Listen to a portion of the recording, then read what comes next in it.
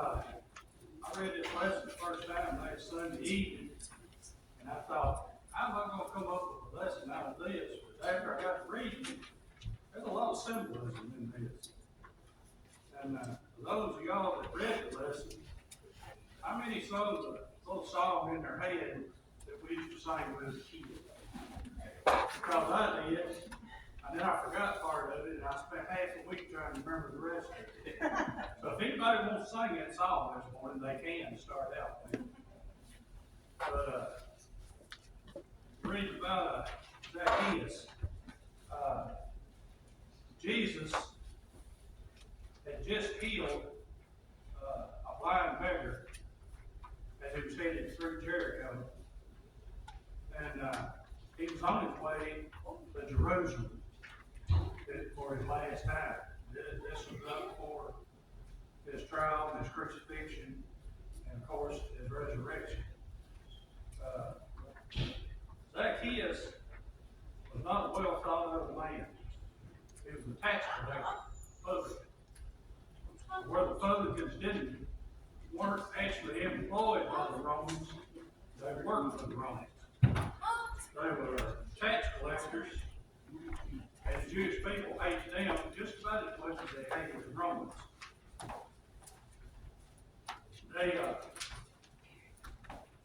They bid on the contracts to see who would get the bid to take up these taxes.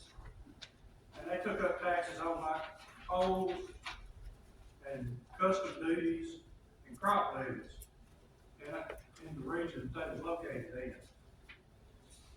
And as Jesus said, render unto Caesar what is Caesar, unto God what is God. But they rendered unto Caesar what is Caesar, and then they kept the rates. They were known to be, well, pretty much paid things. But publicans was mentioned a lot in the New Testament. In fact, I looked it up, and it mentioned 17 times.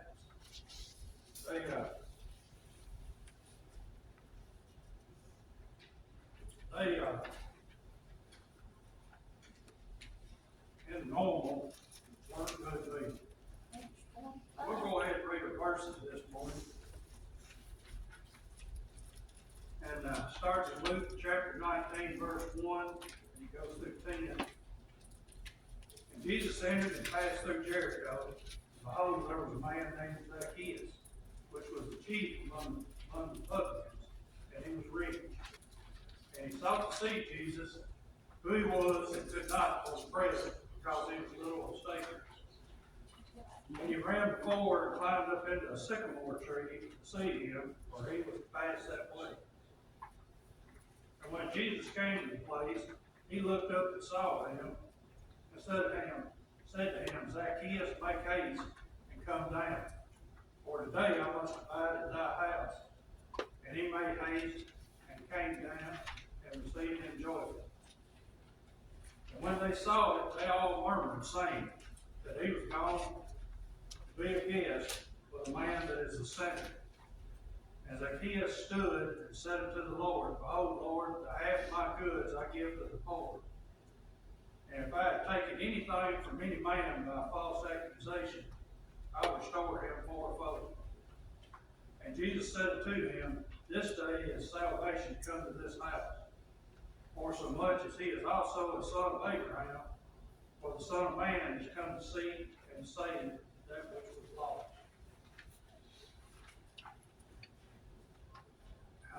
Verse 1, it's talking about when Jesus was coming into Jericho. He was surrounded by crowds of people. And like I said earlier, he was on his way to Jerusalem. In the second verse, it comes up, lost spot.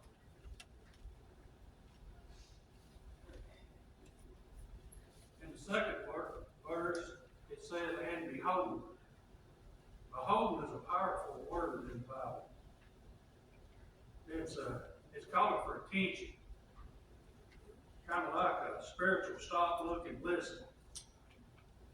And the word behold signals some pivotal or something important that God is about to say. And I got thinking about that. Behold is used over 1,200 times in the King James Version Bible. And this verse tells us that Zacchaeus was a rich man and was the chief of the publicans. He was, I guess, kind of a leader on the boss on them. So I don't know if that means that him stripping money from the people illegally. I don't know if he collected money from the other publicans or not. But I kind of think he probably did. He, like I say, he wasn't a good man. And in the third verse, Jesus was coming down the little road there. And you would imagine Zacchaeus had heard of Jesus. And he wanted to see him for himself. But because of the crowds, and he being short, he couldn't see the Lord.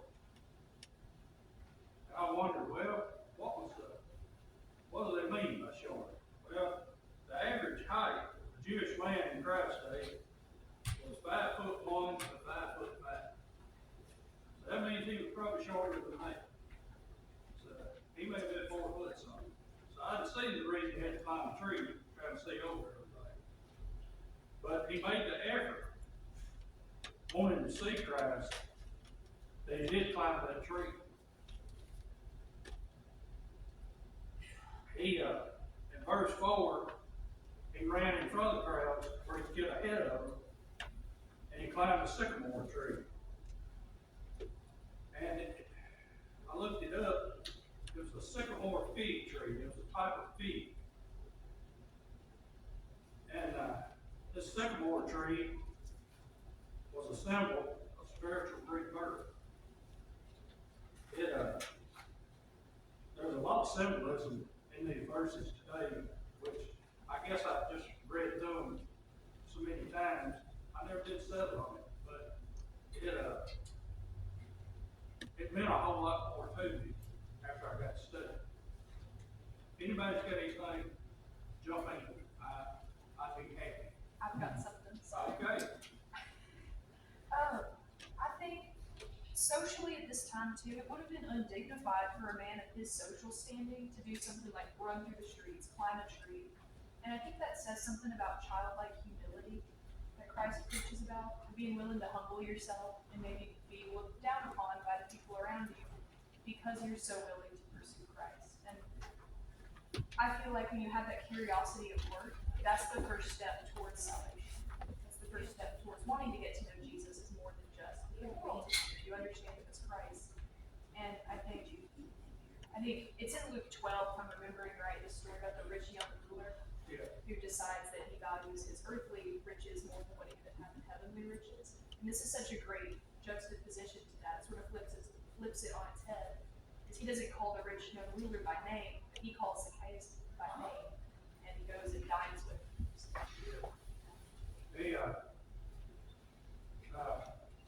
Zacchaeus did this.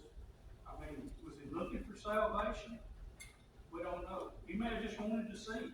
He had heard all about it, heard the new word that he was preaching. He had heard about the miracles and the things he had done. He may have just been wanting to see it. But the Lord had different ideas. When in verse 5, Jesus came up to the tree. He called him by name. He called him Zacchaeus.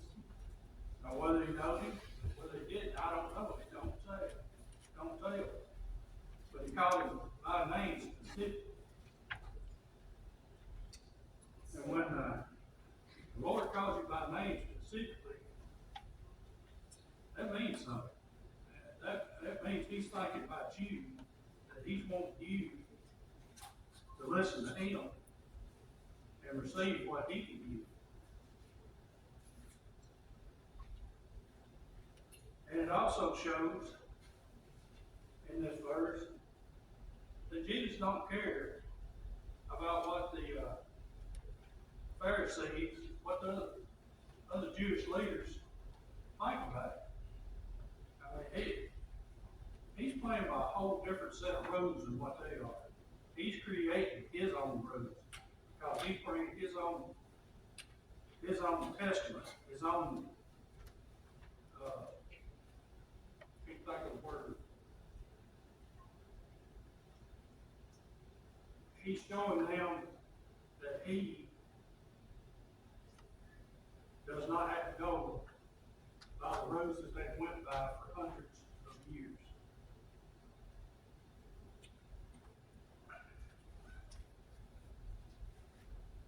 So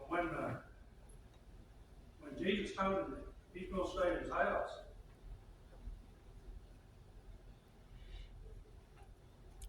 Jesus is showing that he wants to bring him salvation. Not only him, but to all who were considered unworthy. Because these publicans, I'd say that they were hated by the Jewish people. But he wasn't holding that against him because he had the power to forgive him for what he had done. And then after the Lord had said this to him, he climbed down as fast as he could. I mean, he shinnied down that tree as fast as he could go. And he was, says he was overjoyed. In my words, he was tickled to death that Jesus was going to come to his house.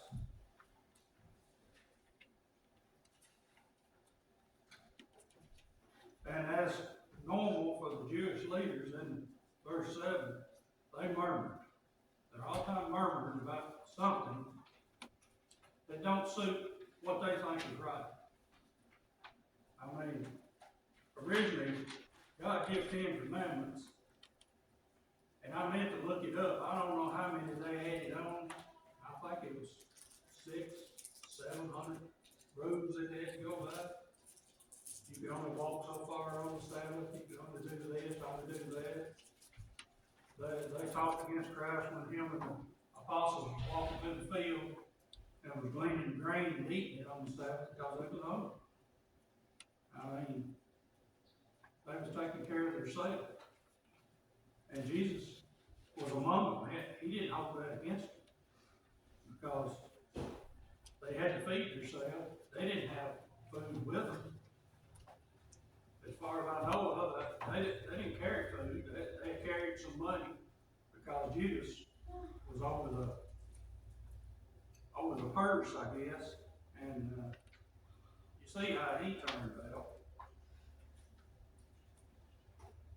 But they was really talking about Jesus going to the house of a corrupt and wealthy publican. I think when you look at it too in the context of radical change, I have a feeling that Jesus' reputation preceded him. By this point in his ministry, he's about to enter Jerusalem. People were already upset. People were already talking about him.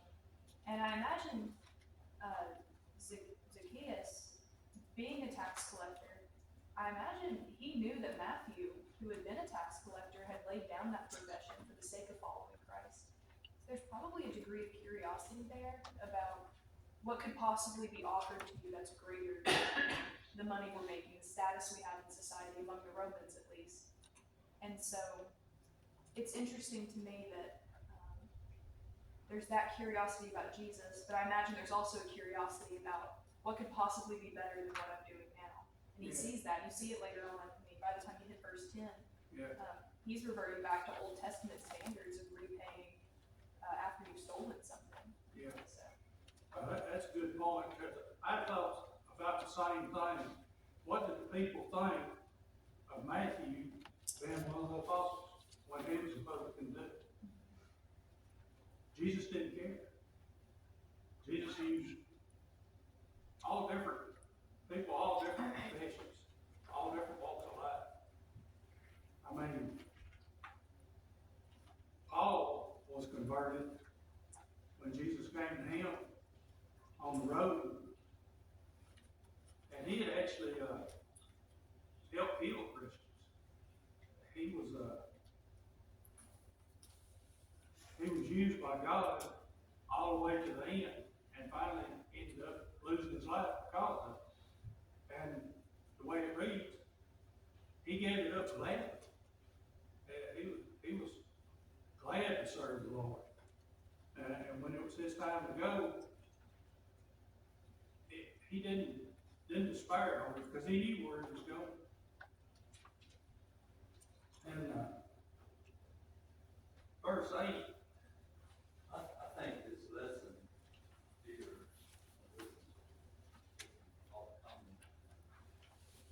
this lesson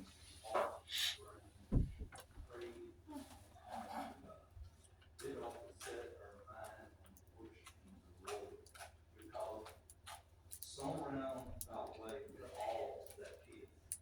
Yes. There's Zacchaeus, and I can't think what he was thinking at the time he was thinking, but there was something that drew Zacchaeus to be at that church place at that church time, and the entrance of the scene, this scene. We all have been through that stage one time in our lives, to be where we're at right now. Yeah. And not get into, my testimony is always been involved in parents, working in the church. My grandmother being a very prayerful lady, praying lady, then whatever reason, get a phone call, invite me to revival. And this is the way that the Lord has intervened in all of our lives in such a way to bring us to this point, is that one, this praising before we move that, we might have been a tax collector, but we were sinners. We were all of us. Yeah, and just knowing that Christ knows our name. He knows us individually. He knows us personally. And to know that he chose me makes me just want to praise him. Yeah. I am so thankful. Absolutely. My God. He like that kid climbing down there and he rejoicing. Yeah. He knows how many hairs we got on our head. Yeah. Some of us ain't got as many as we used to have, but he still knows how many we got. Yeah. And this verse 8.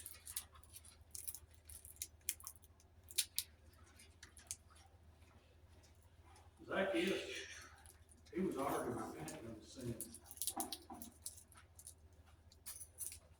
He vowed to the Lord that he was going to give half his wealth to the poor. And was going to give 4 times the amount of money to anybody he cheated. Mosaic law stated in Numbers chapter 5 and verse 7 that restitution for theft was returning the stolen item or money plus a penalty. Zacchaeus was going way beyond this. He was going way beyond the requirement of what he was supposed to give as restitution for this. He had, whether he had climbed that tree looking for salvation or just to see Jesus, he had received salvation. The Lord had forgiven him. And like Brother Tommy was saying, it was kind of destiny.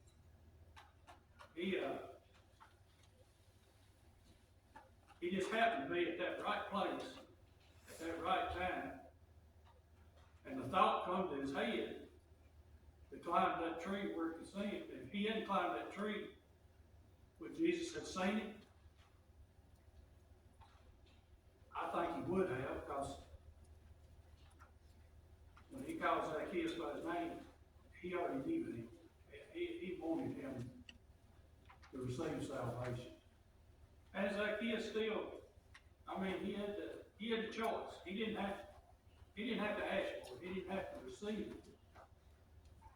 But he chose that, just like all of us have to. We sit back there on that pew, and the pastor's preaching, and conviction gets on us.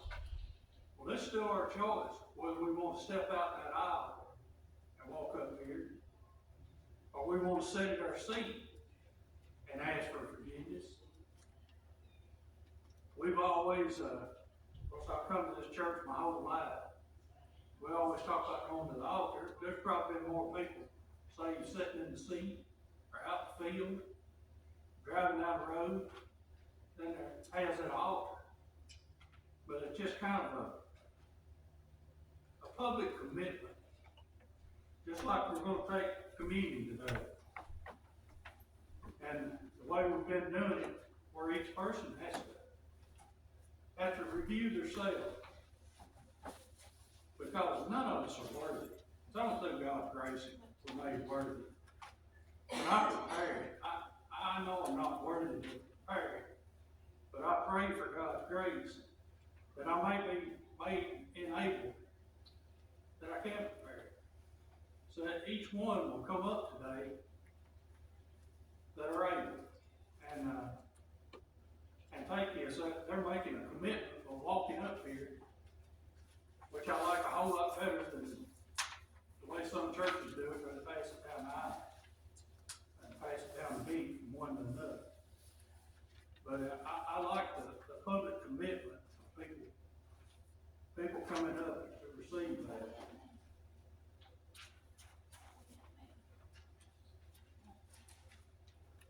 Zacchaeus, he made the effort of climbing that tree. That's what we have to do too. We have to make that effort if we're going to see Jesus. Absolutely. And of course, we used to climb trees when we was young. But I've had to climb some at work, and it ain't near as easy now as it was when I was a kid. I climbed up, cut limbs off the line, and when I left the ground, I thought, I hope I don't come back down real quick. And I thank the Lord, I never did. I never fell out of one. I come close to it, and I never did. And we all have to make that commitment. I mean, when you ask God to forgive you and to save you, you've got to make a commitment. You have to change. You can't live the same life that you was living. And I know there's people out there, it's the best people in the world, would do anything for anybody. But if they don't know Christ as their personal Savior, they're still just as lost as some hooligan that would do anything in the world for anybody.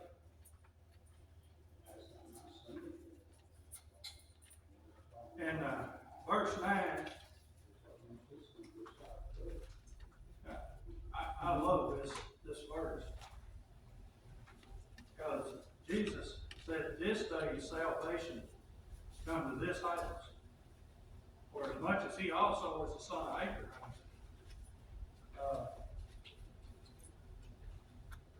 Jesus' response to Zacchaeus after he repented of his dishonesty, of his sins, was giving him salvation, forgiving his sins. And Jesus called Zacchaeus the son of Abraham. And I had to do some looking on this. He wasn't talking about his man of Jewish ethnicity, if I said that word right. But he was like Abraham. He put his trust in God. And now he's a part of God's family.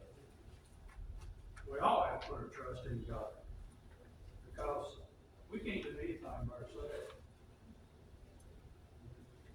Every time I pray, I thank the Lord, because I can do nothing by myself.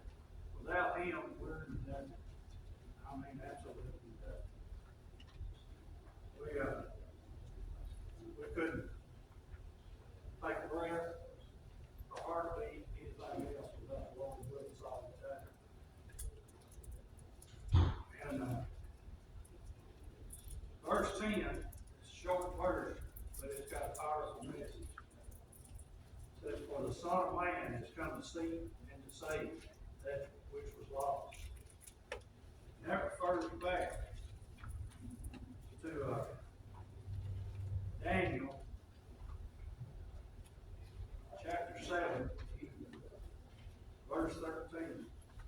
It says, I saw in the night visions, and behold, one like the Son of Man came with the clouds of heaven, and came to the Ancient of Days, and they brought him near before me.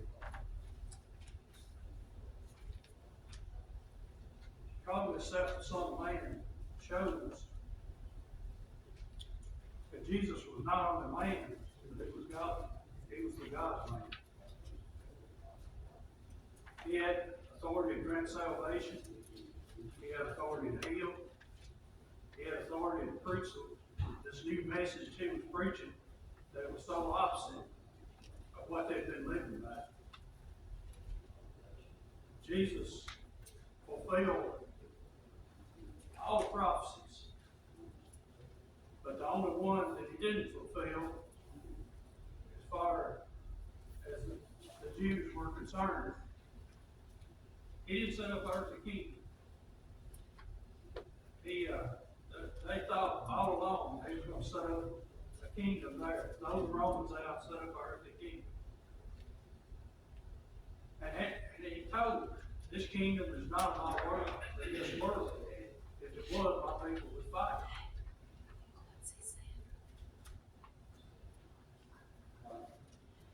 This verse is saying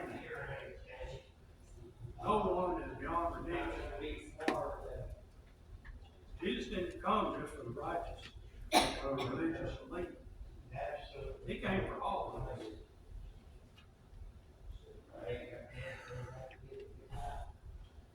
So all of us has to recognize that we need forgiveness and transformation. That verse pretty much sums up everything Jesus came to this world to do, to seek and to save. And all who believe in him shall not perish, but have everlasting life. Like I say, when I first read this verse, I thought, well, I talked for about 5 minutes on this.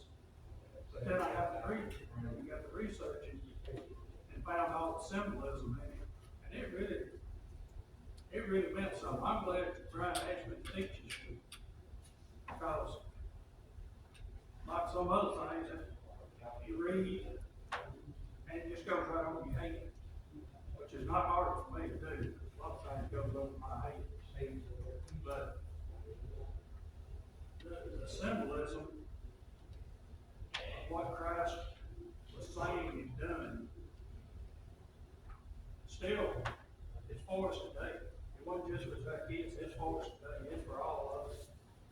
Jesus is still saving the lost. The lost is still under conviction. I also pray that anything that I might be able to do that might help lead just one person to the Lord. I'd be tickled to death. It would make me so happy. You can't make somebody come to the Lord, but you can inform them, and you can tell them about the Lord. That way they can make their own decisions.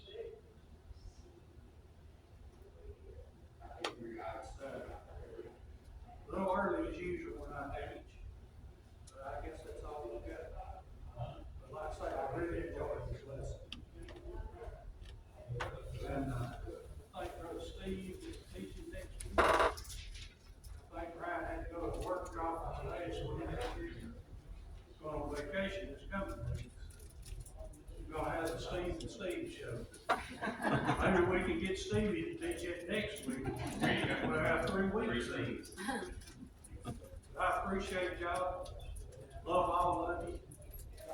Pray you'll have a good service today. It's always special to me when we do the community. Community makes everything in the world. I enjoy preparing. I enjoy serving. I enjoy seeing everybody partake.